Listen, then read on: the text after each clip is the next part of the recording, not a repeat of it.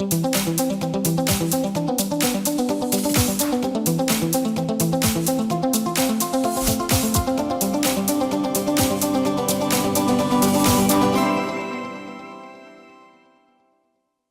bem, queridos estudantes, estamos de volta aqui para mais uma aula de física. E hoje nós teremos aquela nossa aula de revisão e de avaliação. Percebam aí, aula número 18, aula de revisão e avaliação. Eu sou o professor Nelson Bezerra e agora nós vamos, então, dar início à nossa aula de avaliação e de revisão.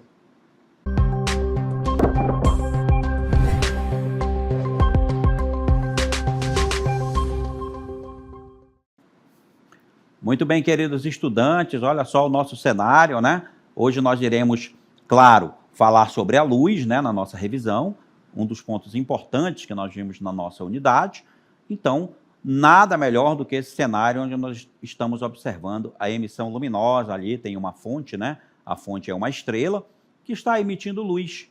Então, nós vamos aqui fazer a nossa revisão, começando então pelo comportamento e os princípios para a luz visível.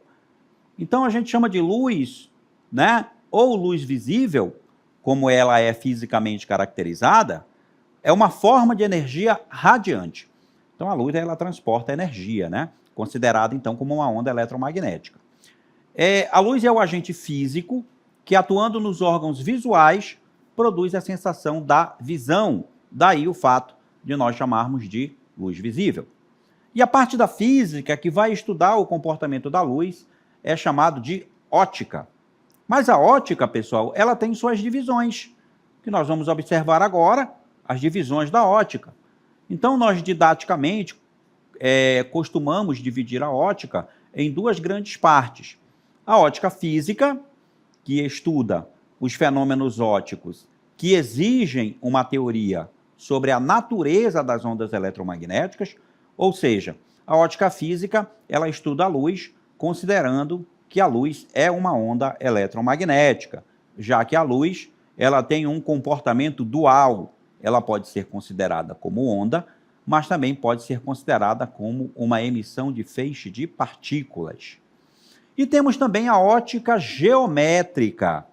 A ótica geométrica é aquela parte da ótica que estuda os fenômenos ópticos em que apresentam interesse as trajetórias seguidas pela luz. Então, estuda ali os raios de luz, os feixes de luz, né? Então, a ótica geométrica, ela se fundamenta na noção de raio de luz e nas leis que regulamentam, então, esse comportamento dos raios luminosos. Ok, pessoal? E agora nós vamos considerar o estudo da ótica geométrica, falando dos conceitos básicos, né, da ótica geométrica. Então, a gente começa definindo o que é o raio de luz. Raios de luz são a representação geométrica da trajetória da luz, indicando sua direção e o sentido da sua propagação. Vejam aí na imagem, então, que nós temos uma fonte de luz monocromática, né, que emite luz em uma só cor. Essa luz está sendo representada por um raio de luz que é uma seta, veja, é uma reta orientada, né, da mesma forma como a gente representa, por exemplo, um vetor. Mas aqui nós estamos representando um raio luminoso. Esse raio luminoso, ele sai da fonte, incide numa superfície que é um espelho, uma superfície refletora, e aí ele reflete e chega até o olho do observador, que nesse caso pode enxergar a fonte, né, monocromática. Ok, pessoal? Então veja que a indicação de um raio de luz é essa seta orientada. Então aí está escrito, olha, representa-se um raio de luz por um segmento de reta orientado no sentido da sua propagação. Agora, além do raio de luz, a gente também deve conceituar o feixe de luz. Feixe de luz é um conjunto de infinitos raios de luz.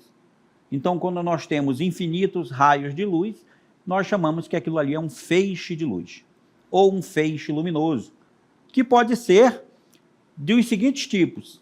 Ele pode ser cônico convergente, ou simplesmente convergente, né, onde os raios de luz convergem para um único ponto. E aí nós temos, por exemplo, na imagem que você vê ao lado, a situação dos raios de luz que são convergentes. Eles estão indo para um único ponto aqui, ó. Nessa parte aqui da imagem, eu tenho a emissão de raios e um feixe de luz convergente. E aí nós teremos também o cônico divergente, que os raios de luz divergem a partir de um ponto. É a parte da imagem central aqui, olha, que nós temos que os raios de luz, eles saíram de um único ponto e divergiram, foram para direções diferentes. E, finalmente, a gente tem aquilo que a gente chama de cilíndrico paralelo ou simplesmente paralelo, onde os raios de luz nem convergem, nem divergem, eles são paralelos entre si. É a parte aqui da imagem que está bem à direita, que eu acabei de circular para vocês. Então, aí eu tenho um feixe de luz, que é chamado de feixe de luz paralelo. Agora, é claro que a luz é emitida por fontes, que é o que a gente vai falar agora, das fontes de luz. Então, fonte de luz são todos os corpos dos quais se pode receber luz, podendo ser dois tipos, fontes primárias ou fontes secundárias. Falando então das fontes primárias, que também são chamadas de corpos luminosos. São corpos que emitem sua própria luz. E aí a gente tem exemplos: o Sol, uma vela acesa, uma lâmpada acesa e um metal aquecido até o rubro, né, próximo do seu ponto de fusão, vai também emitir raios luminosos. Temos as fontes secundárias, também chamadas de corpos iluminados. São os corpos que enviam a luz que recebem de outras fontes, como, por exemplo, a lua, um jarro de flores, um espelho, uma bola, a própria grama onde está a bola. São corpos que refletem a luz vinda de uma fonte primária, né? Então, a maioria dos objetos são fontes secundárias. Agora, a gente pode classificar as fontes também quanto à sua dimensão. Quanto às dimensões, uma fonte pode ser classificada como pontual ou pontiforme, uma fonte sem dimensões consideráveis, que emite infinitos raios de luz. E aí temos aí a imagem, né, de uma fonte pontual, emitindo raios de luz na direção de um obstáculo circular, e aí a gente vê a formação da sombra por trás do obstáculo, né, porque os raios de luz se propagam sempre em linha reta. A fonte também pode ser classificada em fonte extensa, é uma fonte com dimensões consideráveis em relação ao ambiente. E aí, pessoal, quando uma fonte extensa ela ilumina um anteparo, um obstáculo, por exemplo, nós vamos ver a formação de sombra e de penumbra. Sombra é aquela região onde não é atingida por nenhum raio de luz, é a parte mais escura aí do desenho que está sendo formado no anteparo A, né? E nós também temos a penumbra, né, que é como se fosse uma sombra fraca. Alguns raios de luz, eles atingem essa região. Agora vamos falar dos meios de propagação da luz. Os diferentes meios materiais comportam-se de forma diferente ao serem atravessados pelos raios de luz. Por isso, eles são classificados em 3 tipos. É o meio transparente, que a gente vai observar. Aí está o meio transparente, é um meio óptico que permite a propagação regular da luz. Ou seja, o observador vê um objeto com nitidez através desse meio. Então, o meio transparente a gente pode dizer, por exemplo, que é o ar, né? O ar límpido, ele é um meio transparente, porque eu consigo ver os objetos com nitidez. A luz emitida por esses objetos, né, a fonte secundária, eles chegam até os meus olhos e eu consigo ter uma imagem nítida. E aí eu tenho também o meio translúcido. É um meio óptico que permite apenas uma propagação irregular da luz. Ou seja, o observador vê o objeto através do meio, mas sem nitidez.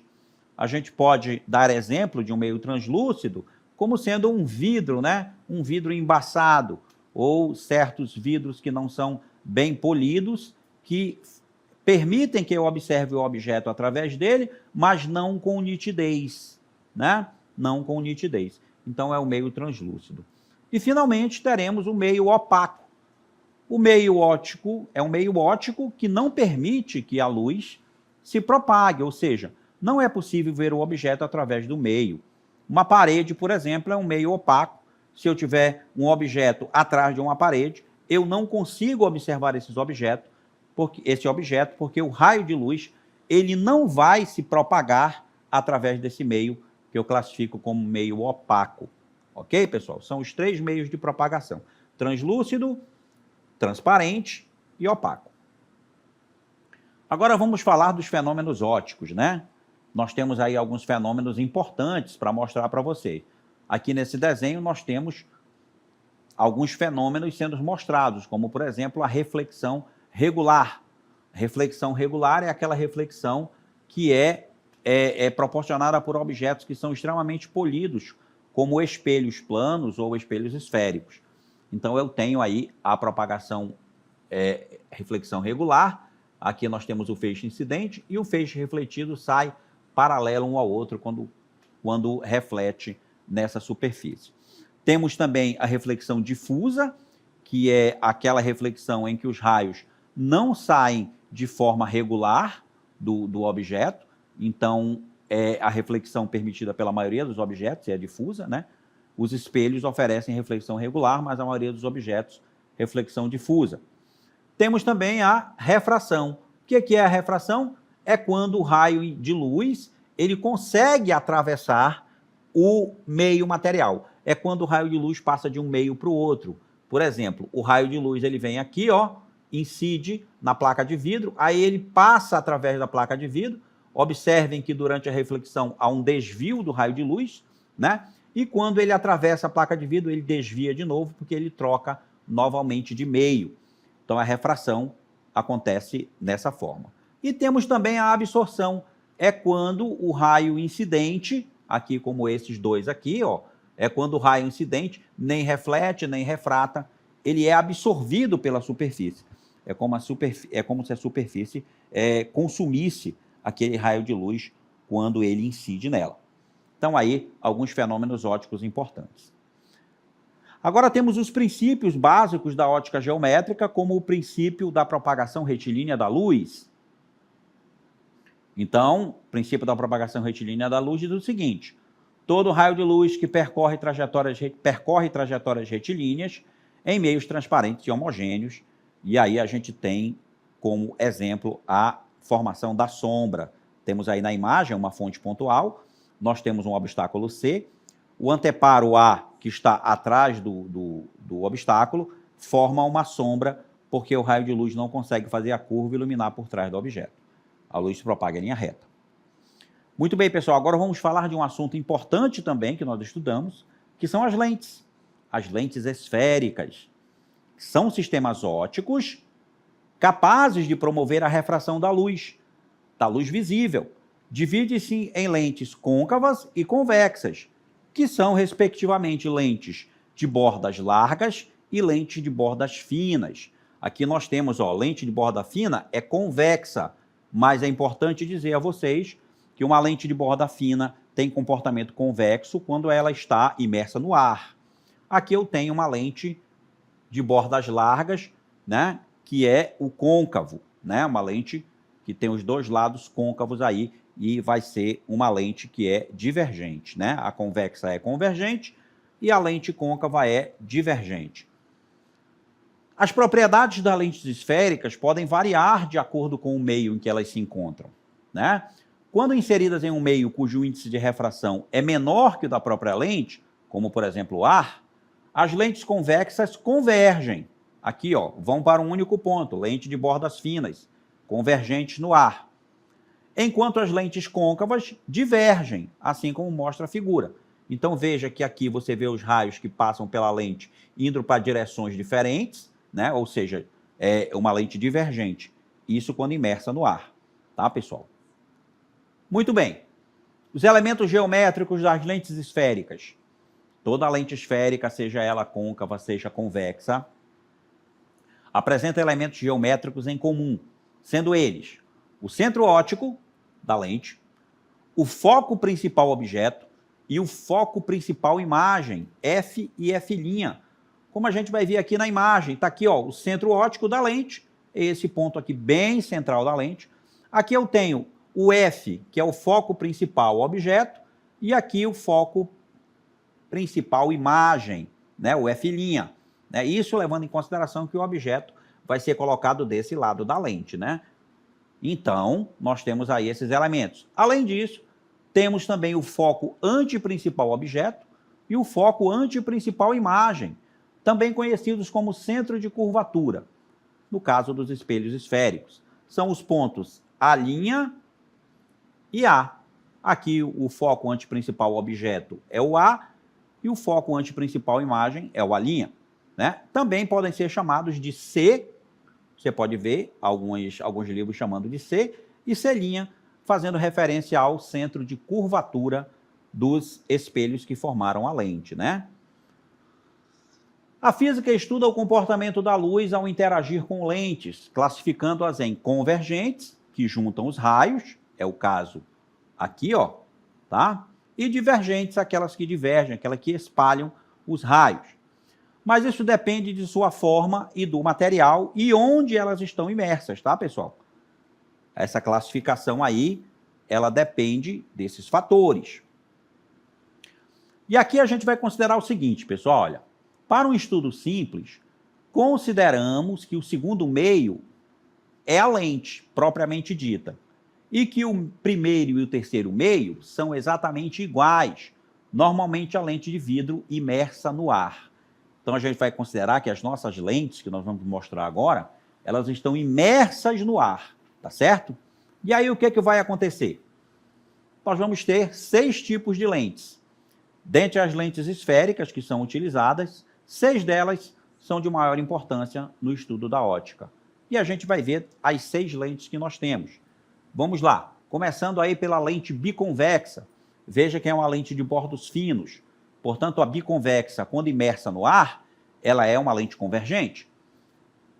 É convexa, ambas as faces têm a mesma periferia, mais fina que a região central. Seus elementos são centro de curvatura C1 e C2, tá? Tá lá na imagem aqui, ó, C1 e C2, tá? São os centros de curvatura das faces esféricas. R1 e R2 são os raios de curvatura das faces. V1 e V2, o vértice das lentes. Também temos o eixo principal, que é essa linha aqui, ó, que divide, né? Passa aqui no meio, o eixo principal, é onde estão C1 e C2. A espessura da lente, que é a distância entre V1 e V2. O índice de refração do meio, que circunda a lente, a gente vai chamar de N1. E N2 é o índice de refração da própria lente. Primeira lente, então, biconvexa. Segunda lente, lente plano-convexa. A lente plano-convexa, ela é plana em uma das faces, convexa em outra. Tem a periferia mais fina, que é a região central, portanto, é uma lente que é convergente. Os elementos, nós temos somente o C1, porque só tem uma parte esférica. R1 e R2 são os raios de curvatura, né? C1 é o centro de curvatura. V1 é o vértice da lente, só tem um vértice. O eixo principal, o eixo principal que está contido C1 e V1. E N1 e N2 são os índices de refração da lente e do ar. Esses elementos aí são comuns, não é? Para todas as lentes. Nós temos agora a lente côncavo-convexa. Uma das suas faces é côncava, a outra é convexa. Ela tem a periferia mais fina, que é a região central. Portanto, também é uma lente convergente quando imersa no ar. Seus elementos são C1 e C2, agora eu tenho 2 centros de curvatura. R1 e R2, eu tenho 2 raios de curvatura também, um para cada parte da lente. V1 e V2 são os vértices da lente. E aí tem aí o eixo principal, onde está contido C1 e C2. A espessura da lente é a distância entre os vértices V1 e V2 e os índices de refração N1 e N2, um da lente, o outro é do ar. Aqui mais uma lente bicôncava. É côncava nas faces, né? É côncava em ambas as faces e tem a periferia mais espessa, que é a região central. Agora eu tenho uma lente divergente, pessoal. Nós temos os mesmos elementos das outras. C1 e C2 são os centros de curvatura, R1 e R2 são os raios de curvatura, V1 e V2 os vértices da lente. Temos o eixo principal, que é o eixo que contém C1 e C2, a espessura da lente, distância entre V1 e V2, N1 e N2 os índices de refração do ar e da lente.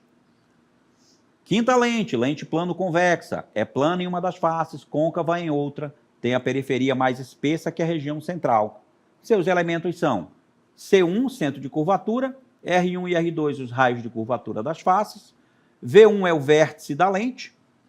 E aí temos o eixo principal, onde estão contidos C1 e V1. N1 e N2, os índices de refração. Essa lente também é divergente quando imersa no ar. E, por fim, a lente convexo-côncava. Tem uma das faces convexa, a outra é côncava. Tem a periferia mais espessa que a região central. Mais uma lente que é divergente quando imersa no ar. Seus elementos são C1 e C2, os centros de curvatura. R1 e R2, os raios de curvatura. V1 e V2 são os vértices. O eixo principal, que é o eixo que contém C1 e C2. A espessura da lente, que é a distância entre V1 e V2. E os índices de refração, N1 e N2, um do ar, o outro da lente. Muito bem, pessoal, então apresentamos aí as 6 lentes que nós temos para apresentar aqui sobre lentes. Eu espero que vocês tenham gostado, eu vou encerrar a aula aqui com vocês e agora nós vamos nos encontrar em outra oportunidade. Tchau, pessoal.